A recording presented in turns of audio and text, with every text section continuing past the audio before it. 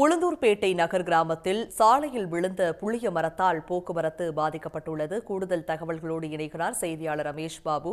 ரமேஷ் பாபு, அந்த பகுதியில் போக்குவரத்தில் ஏதேனும் மாற்றம் செய்யப்பட வாய்ப்பு இருக்கிறதா?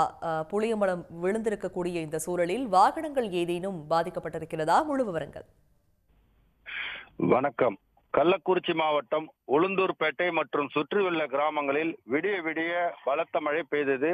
இந்த மழையின் காரணமாக பொதுமக்களின் இயல்பு வாழ்க்கை பாதிக்கப்பட்டுள்ள நிலையில் உளுந்தூர்பேட்டை அருகே நகர் கிராமத்தில் சாலையோரம் இருந்த ஒரு பெரிய புளிய மரம் இன்று காலை திடீரென வேரோடு ரோட்டில் சாய்ந்தது. இந்த ரோட்டில் சாய்ந்த இந்த நேரத்தில் வாகனங்களோ இருசக்கர வாகனங்களோ பொதுமக்கள் நடந்து செல்லாத நிலையில் அதிர்ஷ்டவசமாக அனைவரும் உயிர் தப்பினர்.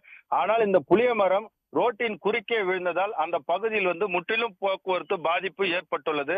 உடனடியாக சம்பவ இடத்துக்கு வந்த போக்குவரத்து காவல் நிலைய போலீசார் விழுப்புரத்திலிருந்து உளுந்தூர்பேட்டை வழியாக இந்த போக்குவரத்து தடை ஏற்பட்டுள்ளதால் விழுப்புரத்திலிருந்து உளுந்தூர்பேட்டை வரும் அனைத்து வாகனங்களையும் டோல்கேட்டில் இருந்து புறவழிச்சாலை வழியாக மாற்றுப்பாதையில் தற்போது அனுப்பி வைத்து வருகின்றனர்.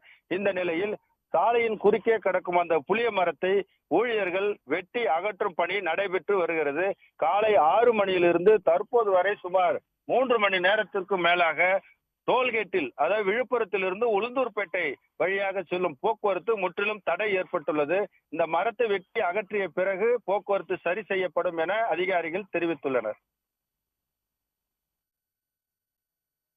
விவரங்களை வழங்கியமைக்கு நன்றி ரமேஷ் பாபு. உடனுக்குடன் செய்திகளை தெரிந்து கொள்ள சன் நியூஸ் பெல் ஐகானை கிளிக் பண்ணுங்க.